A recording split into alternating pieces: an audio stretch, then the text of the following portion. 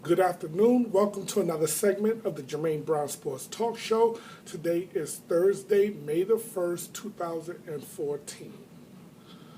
Okay, I want to talk about the NFL draft that is going to be coming up a week from now, which is going to be Thursday, May 8th, 2014. But before I get into the NFL draft, I want to talk about a movie that parallels the NFL draft, which was called Draft Day. Okay, so those are the two topics that I really want to concentrate in on today. Draft Day was a movie that basically starring Kevin Costner, and really all the actors did a phenomenal job, okay? But he was the GM of the Cleveland Browns. Now they used real teams, fictitious characters, but all the teams were real. And it was obviously approved by the NFL, and the NFL worked, they collaborated. And it basically gave you an inside look or a dramatization of an inside look of what a GM has to go through on draft day. And it's a very good movie. There were some things that personally I felt they could have left out, like his relationship with Jennifer Gardner in the movie. That I really didn't care too much for, but that aside, it was a phenomenal movie. It basically tells you the complexity of drafting a guy, because there are a lot of good players that's coming out in the draft.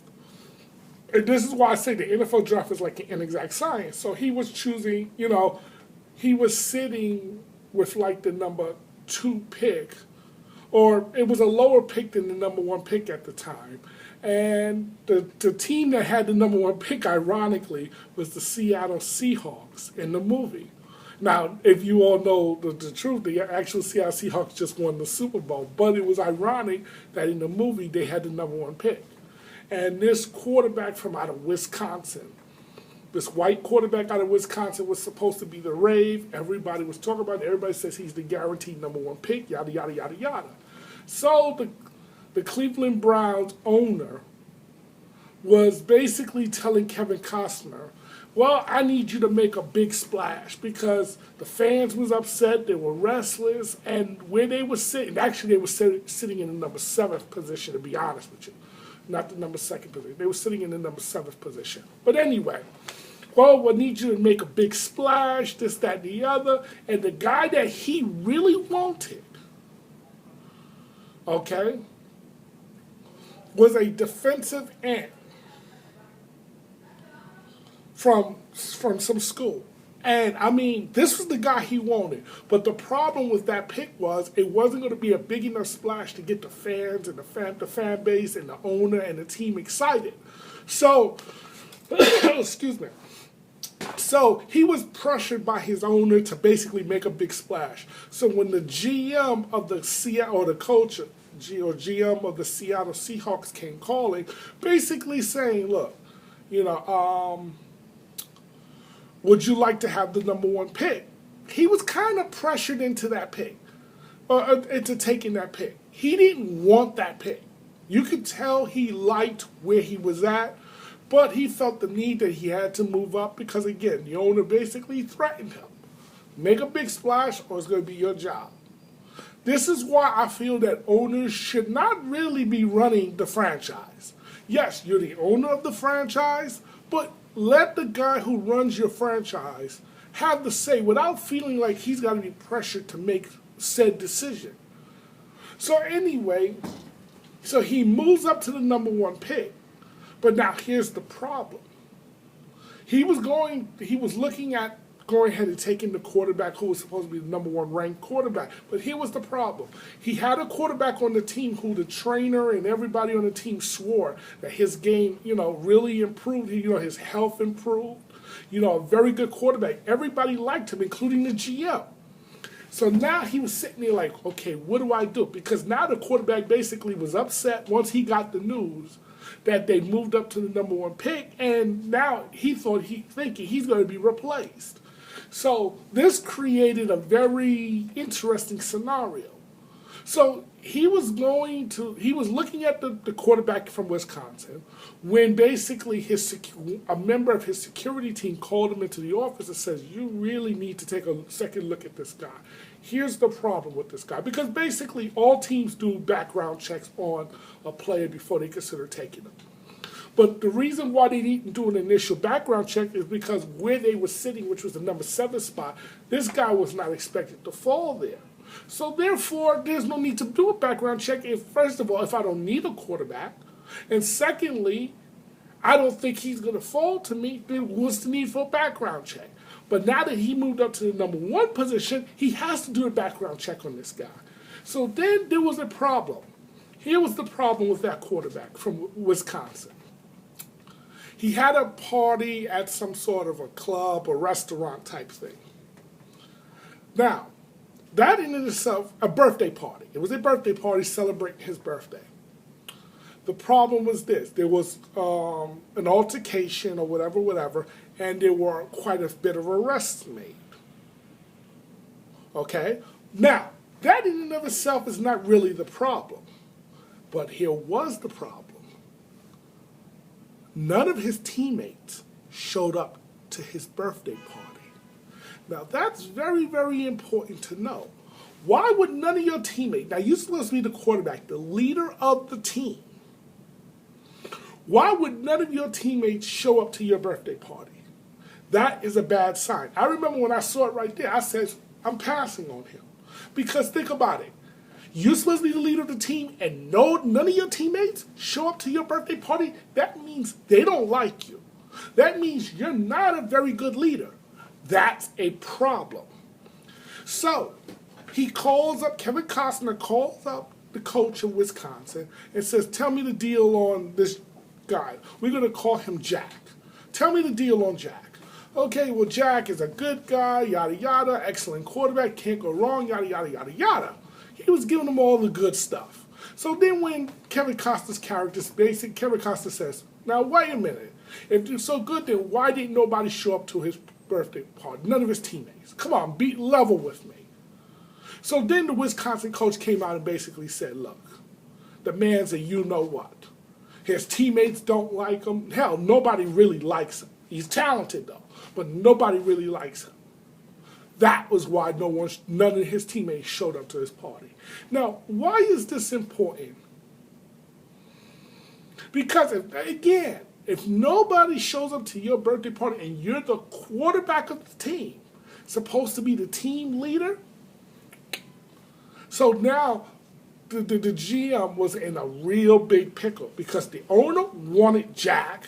We're calling him Jack in the movie, because I don't remember his name in the movie, but still, we're calling him Jack. And Jack's agent so happened to be P. Diddy, and he did a phenomenal job, by the way, as his agent, this, that, and the other. And I'm not going to, for those who haven't seen the movie and is interested in seeing it, I'm not going to spoil it and tell you what happened in the movie, who he ended up taking, yada, yada. Just know this, he didn't take Jack. Okay, when I come back, we're going to get into the NFL draft and why draft day, the movie Draft Day, ties into the NFL draft. Welcome back to the Jermaine Brown Sports Talk Show. Today is Thursday, May the 1st, 2014. Now, regarding the NFL draft, again, like I said in my previous segment, the draft is really an inexact science, okay? If you get it right, you look like a genius. If you get it wrong, you look like a bum and you're out of work. That's just the way it works. That's just how the NFL draft rolls. Or really, the draft in any sport, but we're talking the NFL draft here.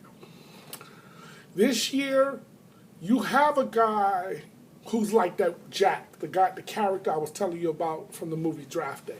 His name is Johnny Manziel. He's the flashy kid. He's the kid that basically, there's not going to be no middle ground with him. He's either going to be a boom, a hit, or he's going to be a bust, failure. I don't think with Manziel there's going to be a middle ground with him. The question you got to ask yourself is this. Do you think he's going to be the boom, the kid. I mean, the great one. Okay? There is no surefire great one. There is no Andrew Luck in this year's draft, folks. And teams spend too much time trying to look for the next Andrew Luck instead of looking for the next franchise quarterback who can lead them for the next 5 to 10 years. Now, what is Johnny Manziel in a nutshell? Here's Johnny Manziel in a nutshell. Talent-wise, Manziel can play in the NFL, so there's no disputing that. I don't care what anybody says. Talent-wise, he can play in today's NFL. That's not the problem. He doesn't have that strong of an arm, in my opinion. He doesn't have that strong of an arm, but he's very elusive. And he's a gamer. He's a baller, as they say. But here's why. There are a couple of reasons why, unless I'm the Houston Texans, and I'm going to get back to them. Unless I'm the Houston Texans, I don't draft Johnny Manziel if Blake Bortles and Teddy Bridgewater is on the board, and here's why. Basically, Manziel, and I like Manziel. I am a fan, so I'm prefacing by saying this. I am a fan of him. But there are a couple of things that concern me about him. One of which is he loves the lifestyle, the partying. He loves the party. He's already wealthy. He's a wealthy kid. He comes from money. So it's not like he needs the NFL. He can never play it down in the NFL, and he still will never go hungry, as they say. He's set up for life, pretty much. Let's just put it that way. Whether he ever plays it down in the NFL or not. And that concerns me for this reason. Because the fact that he likes to party, the question I have is this: is he willing to put in the necessary work to perfect his craft, to be the best quarterback he can be? Now, of course, in the draft, interviews, of course, they're going to all say the right things. Now, I love what he did during the combine, okay, which to me is a scripted or choreographed event, so to speak. And what he did is what no other quarterback done before. And that is basically throwing pads in the helmet. And I loved his response when they asked him, why did he do that? Because he says, well, you play in pads and helmets on Sundays. And he's right. So he's coached very, very well. I got to give it to him. He had the interview down to a T, this, that, the other. But here's what concerns me about Manziel particularly. He applied, or his family, or whoever, started applying for patents, trademarks. Basically, the house that Manziel built. The house that Manziel built. Another one is Johnny Football. You know, before you get drafted, you got him or his people already applying for patents. I mean, that tells me, I don't know if he's willing to really work his craft. Because you see, the one thing is you got to understand in the NFL is this. Everybody in the NFL are professionals. This is not college. You're not going up against guys whose aspiration is to go to law school or medical school or become a teacher or this or that. You know what I'm saying? Or become a doctor, a lawyer, this, that, and the other. Everybody in the NFL is professionals. They're men. And what they don't want is some pretty boy guy coming in flaunting his wealth. Coming in with the lifestyle. You know, they don't want that because you want to know why? It's almost like showing them up.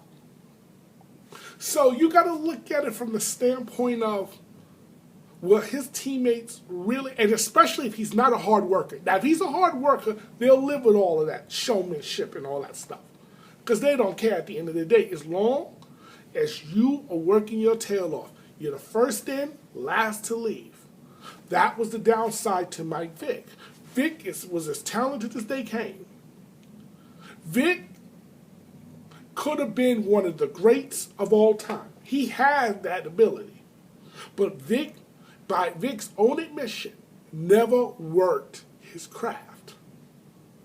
At least early on in his career. He was last in, first to leave. Okay? He was not an easy teammate to deal with, to get along. He thought because he could outrun everybody, because, hey, he was like the fastest guy on the field. He could outrun everybody. He thought that was good enough to get by. And they found out it wasn't. So really the best thing that happened to Vic was that he was sent to prison, then he got a hard dose of reality. And now you can see he values the game of football. You can see it where you didn't see it before. Okay? The problem is, at this stage of his career, he's in the twilight of his career as a starter. He's entering that stage where he's really now more a backup than he is a starter. But we'll get to Vic later on. But this is about Johnny Manziel. Will he go the same career path as Vic? Where he's more about being a celebrity and hanging out with the Drakes of the world or the Jay-Z's of the world than he is about being a football player. Because if he's not, his teammates will not gravitate to him. Because remember, you're playing a position of leadership. Okay? And that's the quarterback position.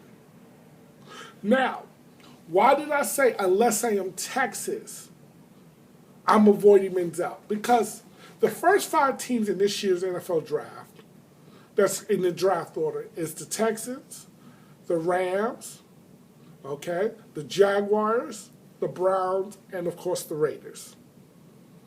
Now, because Manziel comes from oil, from money, okay, because his dad was in oil, and he comes from Texas, to me, that's the perfect spot for him because this is what the fans and the sponsors and everybody wants. Manziel. So if it doesn't work out, it's hard to blame anybody because this is who everybody wants. But I do not think that's where the way they're going to go. Because this new coach there, Bill O'Brien, does not come off as a Manziel type guy. So I think the guy they're going to go with is Jadeveon Clowney. That's who I think they're going to pick with the number 1 pick. Because Mel Kiper calls him the freakish athlete, the one guy who comes around once every 30 years or so. That type of guy. But there's a lot of people who feel that Khalil Mack from Buffalo, the University of Buffalo, is actually the better player. So that's a very interesting dynamic. But look for Houston. If they're not, this is, again, all this is subject to no teams trading. Everybody's staying put. I'm only going to go through the top 5 teams. I'm not going to go through the entire draft. No, not going to happen. So I see Clowney going to the Texans. The Rams, I'm going to tell you right now, they could use a quarterback. But that's not the route they're going to go because they gave a lot of money to Sam Bradford. So they kind of tied into him. Personally, I would just cut my losses with him. That's me personally. But I think they're going to wait at least 1 more year. So I look for them to give him some help by going with an offensive tackle because I don't think they need another defensive lineman or linebacker because they're really set at those positions. So look for them to go with either Jake Matthews or Greg Robinson, but I'm picking Matthews here for this reason. He is the son of Hall of Famer Bruce Matthews, the cousin of Clay Matthews, who plays for the Packers. His father played for the Oilers/Texans. Tennessee Titans. Oilers/Titans. And so he has bloodlines. And that's very important because the Matthews have really been successful in the NFL. So, therefore, I can go with Greg Robinson, who might be the better player, or I can go with somebody who has proven bloodlines. I'm going to go with the guy with the proven bloodlines because why? A safer pick. So look for the Rams. And like I said, barring any trades, look for the Rams to go with Jake Matthews. It makes sense there. Look for the Jaguars to go with Khalil Mack, the outside linebacker there with Buffalo. Or I could see them going for Greg Robinson. So it's going to be one of those two. My guess is they're going to probably lean towards defense. Boom. Okay? Now, the Browns, this is where it gets interesting. Because they just signed Vince Young and Tyler Thigpen. Neither one of them is the answer there for the Browns. Now, I know they got another quarterback on the roster, nice guy, but they need a quarterback of the future. And this is where I think Menzel comes in. This is where I think Menzel is most likely going to go. If he's going to get drafted early in that top 5, this is the most likely landing spot. Look for the Browns to draft Johnny Menzel. It makes sense here. They need a future starting quarterback. Okay? They do. They need that. And then I can see the Raiders, because the Raiders love them some wide receivers, looking for them to go with Sammy Watkins. Now, speaking of draft picks and, predicting the draft, here's one thing I dislike about the NFL. You got all these draft prognosticators, and I mean for the last month or so. Oh, where this guy's most likely going to get. You just really don't know. Okay, folks? Things change because you got guys already projected. Because, see, first of all, Teddy Bridgewater was projected to be one of the top 3 quarterbacks. Okay, you got Bridgewater, Blake Bortles, and you got Johnny Manziel. Those 3 are projected to be the top 3 quarterbacks. Now, 2 months ago, they had all 3 quarterbacks coming off before the top 5, before the 5th pick. Before the end of the 5th pick. Now, Blake Bortles and Bridgewater is suggesting that they're going to slide. See, this is why you got to be careful with all these, draft prognosticators, because it can make a guy feel more secure than what he really is. See, guys drop in the draft for various reasons. Let's go back to the movie Draft Day for a minute. Because when Kevin Costner made the move to move up from number 7 pick, which everybody predicted he was going to go for the defensive end, to the number 1 pick, okay? The guy who was supposed to go number 7, the defensive end, was very upset because he wanted to become a Cleveland Brown. So he called up Kevin Costner. Well, first of all, he ripped him in Twitter. He basically said they screwed up this, that, and the other. And Kevin Costner didn't even know about the Twitter rant until his mother, Kevin Costner's mother, who, because the father used to be the GM of the team, this, that, and the other, before he passed away, yada, yada. So the mother went and says, how could you pass up on so-and-so and go get this guy? He says, how do you know that? Oh, because so-and-so said this on Twitter. So he called up. So what happened was when he was talking to that guy, he told him, listen, GMs don't like that. GMs don't like when prospects is tweeting or stating their feelings online. The best thing to do is just keep your mouth shut because you can anger guys, especially this is all before the draft. So he told him, stay off of Twitter, Facebook, and all those other social media sites. Keep your opinions to yourself because it can hurt you in the draft. See, this is important, folks, because GMs, because I want you to think back. Remember, about a night or so before the draft, last year, Geno Smith says, I guarantee you I'm not going past the 3rd pick. Well, guess what? He ended up in the 2nd round. Now, someone told him he was going to be drafted within the top 3 to 5 picks. Someone gave him that information.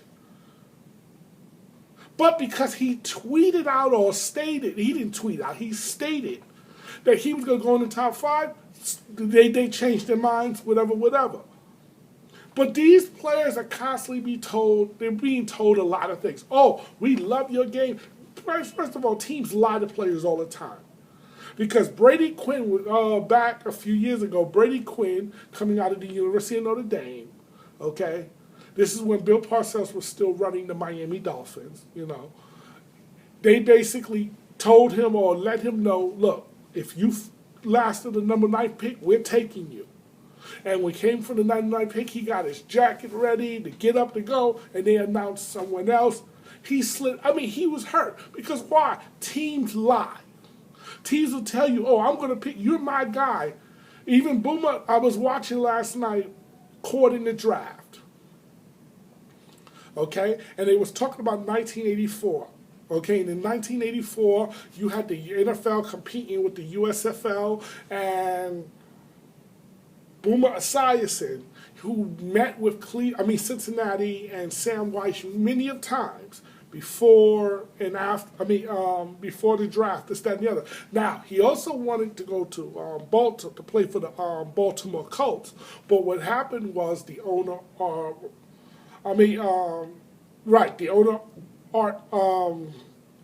the owner picked the team up. Irsay picked the team up and moved them from Baltimore to Indianapolis. So he vowed he didn't want to play for them. So that basically kept him out of being drafted in the top 3. Okay, but he thought Cincinnati was the most likely landing spot. Cincinnati had 3 picks in the first round, folks. 3. It's not often as a team you get 3 picks in the first round. So the first pick, high pick, he thought he'd get drafted there. He didn't get drafted there. The second pick, he said he was for sure he was going to get drafted there. This was like in the middle of the round. He didn't get drafted there. So he's like, okay. He was hurt. And then the third pick, which was late in the first round, he said, I was for certain I was going to go there. He didn't get drafted there. Now, he fell out of the first round. Here was with Mel Kiper and all these guys saying he's first round talent. He's the best quarterback in this draft because Steve Young went to USFL. So he's the best prospect or quarterback in this draft. And here he falls out of the first round. And he couldn't understand why. Like he says, I wasn't taking drugs. I wasn't committing crimes. I wasn't doing anything bad. Yet, inexplicably, he falls out of the first round.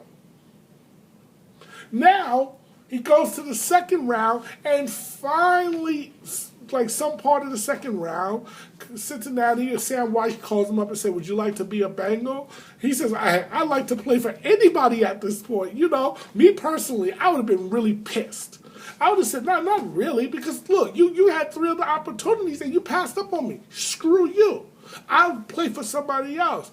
But he took the Cincinnati Bengals, so on the 4th try in the second round, that's when they went ahead and picked him up. Me personally, no. My pride, no. I don't even want to play for you. Forget you. Come on. Do you know how much money Boomer Esiason lost because of that move? You know? So, ridiculous. Now, when I come back, I'm going to talk about the New York Jets, who's drafting at number 18, and who do I want the Jets to get. Welcome back to the Jermaine Brown Sports Talk Show. Again, today is Thursday, May the 1st, 2014.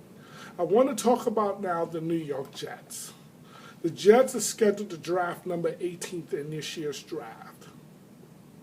Now, the Jets did some interesting moves this offseason, basically letting go Antonio Cromartie, who was their best cornerback, signing Mike Vick, and basically signing Eric Decker. Now, though the Vick and Decker signing is nice, personally, I didn't want Vick here, but he's here. And he's going to be the starting quarterback. Make no mistake about it, folks. He's the starting quarterback, okay? They can say what they want about Geno Smith this, Geno Smith that, please. You didn't bring Vic here to back up Geno. You brought him here to start. And eventually Vic is going to get hurt, and then Geno's going to come in and do what Geno does. Okay.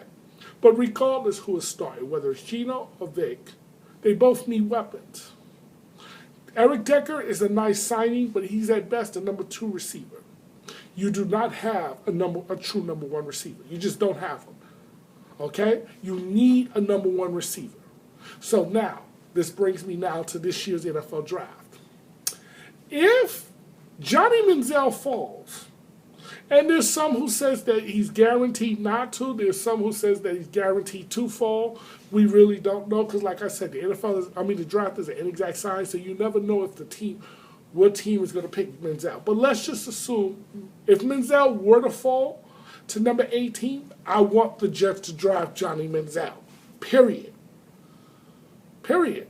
I want the Jets to draft Johnny Manziel if Manziel falls to them. If he doesn't fall to them, then the guy I do want would be Sammy Watkins out of Clemson, the wide receiver. Because they need help at the wide receiver. They also need some cornerbacks, but they need help at the wide receiver. Sammy Watkins would fit the bill, but I don't think Sammy Watkins is going to drop to them. In the event that Sammy doesn't drop to them, then give me Kelvin Benjamin, the wide receiver out of Florida State. Why I love Kelvin Benjamin? He's 6'5", but here's even more important. He's got great hands, and you want a wide receiver with hands, because it makes no sense to have a wide receiver with speed, a la Stephen Hill, who's a burner, who can get down the field, but he can't catch the football. What good is having speed if you can't catch? That keeps you from fulfilling your potential. Now, if he could have caught the football, he could have turned out to be a great wide receiver. But that was not the case because he can't catch. So the ability to catch the football is very important. I'd rather have a slow receiver, a la a Keyshawn Johnson type receiver, a possession receiver. But he had great hands. Then somebody who's a burner who can get down the field but can't catch the football, drop too many balls. No, you can't have that. If the Jets go in any other direction other than that for that first pick, I'm going to be very, very disappointed. I don't want them going cornerback because you don't want to have D. Milner and another rookie cornerback back there. You don't want to be green in the back of your defense. You really want to, so that's why I really wanted them to bring in, if they was going to let Antonio Cromartie go, sign Dominique Rodgers-Cromartie, but they didn't do that. They let him go to the rivals, the Giants. That was dumb. So it's time that the Jets start doing things smart here. And Johnny Zick is now on the clock here because, last year you had your draft. Fine, you were here last year. But this year, because Rex Ryan is here, you're on the clock. So now, if the Jets don't start doing something, we're going to start looking at you. That's just the way it works. Okay? I want to thank you for watching another segment of the Jermaine Brown Sports Talk Show. See you the next time.